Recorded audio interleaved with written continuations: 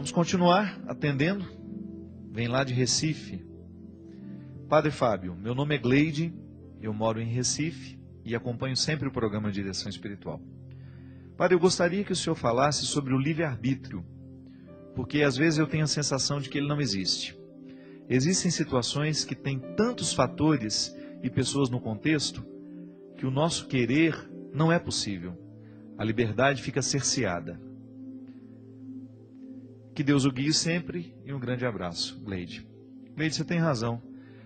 O livre-arbítrio é um dom, né, que nós recebemos de Deus. O que é o livre-arbítrio? É uma possibilidade de decidir e de escolher que faz parte, é inerente ao ser humano, esse direito. Né? Eu tenho o direito de escolher. Eu tenho o direito de ser livre. É interessante porque na antropologia teológica nós aprendemos que a liberdade é um dom que nos é concedido, como assim, da mesma forma como uma semente contém toda a possibilidade da árvore. Esse é um exemplo filosófico que ajuda muito, né? Você pega uma semente de amendoeira e todas as possibilidades da amendoeira, que é uma árvore imensa, uma das maiores que nós temos, estão condensadas naquela semente. Só que para aquela semente tornar-se a amendoeira que ela tem em potencial dentro dela, ela precisará ser cuidada. Então veja bem, na vida, ter o potencial não é garantia de que aquele potencial vai se tornar realidade. A liberdade interior é uma possibilidade. Recebemos o dom. Deus nos concedeu. Agora, ao longo da vida, nós vamos ter que exercitar, vamos ter que cultivar esse dom para a gente se tornar livre. Ninguém nasce livre. Nós vamos aprendendo. E é interessante porque o aprendizado da liberdade, ele é no nosso dia a dia. E ele passa e ele esbarra o tempo todo. A gente volta até o assunto do início. Ele passa o tempo todo pelas pessoas que cuidam de nós. Interessante, né? Até no adestramento de cães, você pode ensinar um animal a ser livre ou não.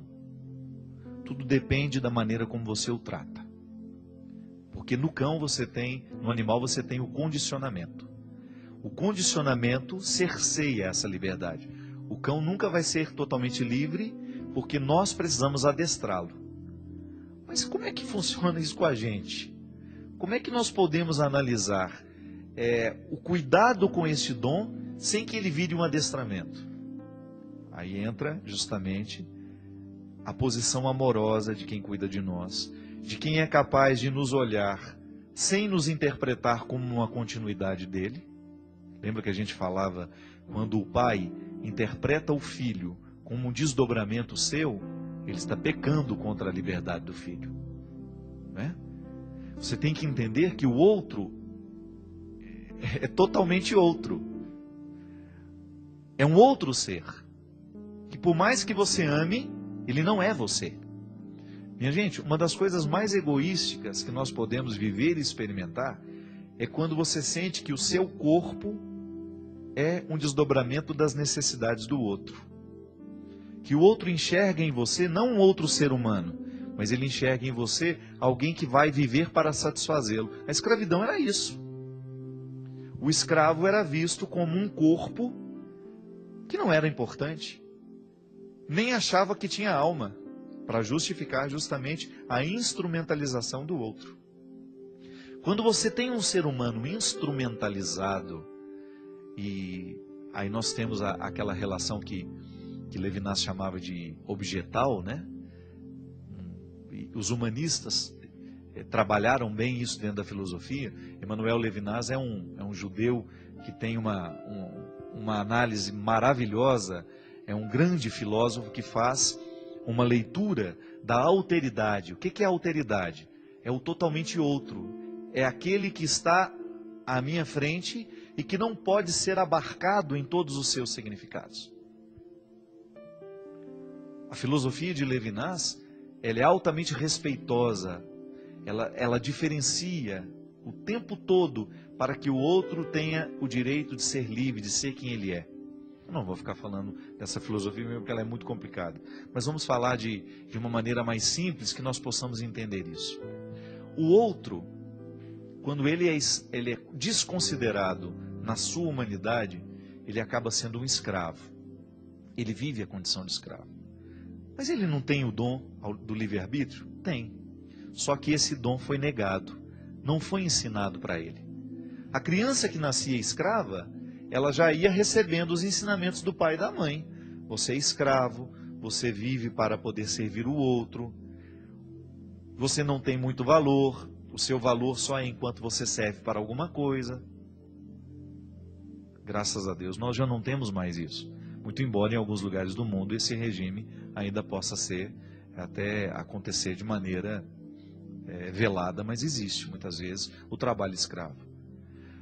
Mas nós também podemos escravizar o outro de outras formas. Nós também podemos retirar do outro o poder de decidir. Como? Quando nós desconsideramos o respeito por ele. O livre-arbítrio, Gleide, ele é um dom tão precioso que se você descuida, você corre o risco de permitir que o outro quebre, de tão frágil que ele é. No meu livro Quem Me Roubou de Mim, eu trabalhei justamente essa questão. Como é fácil a gente perder o poder de decidir. Como é fácil a gente entrar dentro de um processo vicioso em que o outro manda na gente. É interessante demais analisar e sofrido, né? É muito sofrido identificar isso. Que por causa do amor que muitas vezes nós sentimos, um amor possessivo, doentio, o outro tem o poder de neutralizar a nossa capacidade de decisão, porque a gente vai viver em torno dele, a gente vai viver para agradá-lo, a gente não está tomando decisões livres, nós estamos amarrados naquilo que é tão nocivo, que é a posse. Então eu perco a minha capacidade de ser livre porque eu estou amarrado emocionalmente no outro. Tudo isso fragiliza o livre-arbítrio. Porque a antropologia cristã vai nos dizer que nós somos livres, nascemos livres, mas este dom precisa ser exercitado. Então todos os dias eu tenho que libertar a minha liberdade. Vamos recordar isso, vamos repetir isso.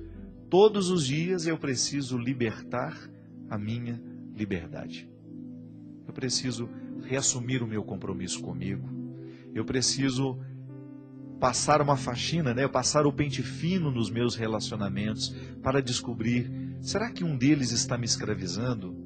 Será que esse meu amigo me escraviza ou ele me liberta? Será que o meu relacionamento com meu marido, o amor que eu digo sentir por ele, é de escravidão ou é de libertação? Será que o amor que eu tenho pelos meus filhos, ele escraviza ou ele liberta?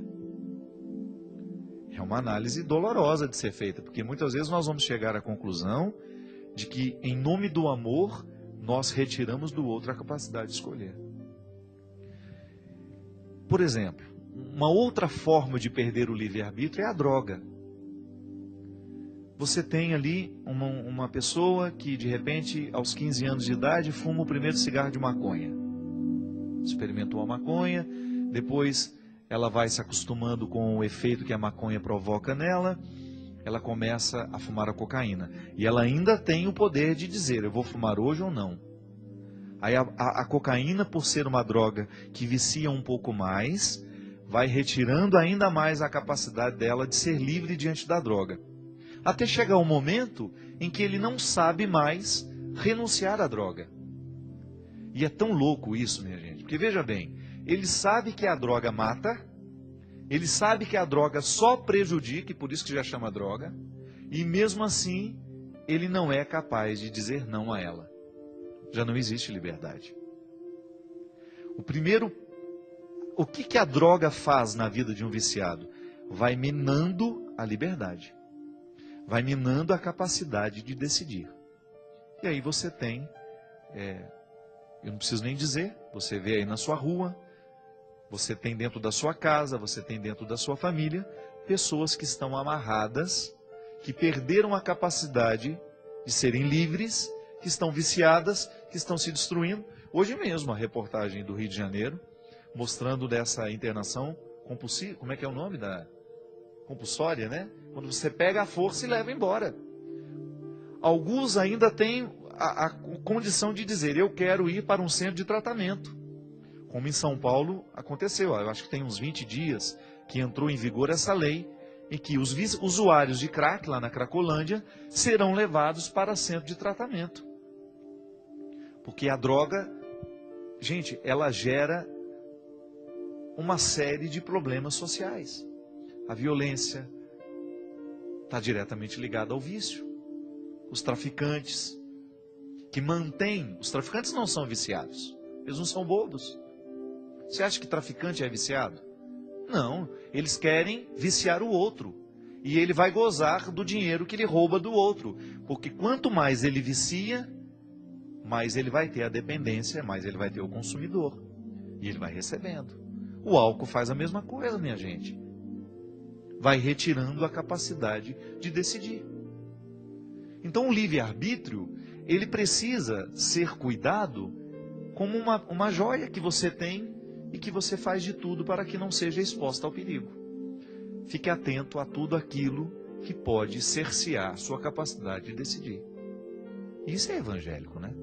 É a gente ter a possibilidade de fazer com que a gente seja sempre livre diante da vida, diante dos fatos, diante dos acontecimentos, diante das pessoas. Porque essa liberdade é que qualifica. É essa liberdade que nos dá satisfação. Que também a gente consegue em Deus. Eu acredito nisso. A minha oração me liberta. Como? Jesus dizia, a verdade vos libertará. Onde é que eu encontro essa verdade? Conheço Jesus, descubro nele um modelo de vida que me inspira, mergulho no mistério dessa verdade e começo a permitir que essa verdade venha iluminar as minhas mentiras.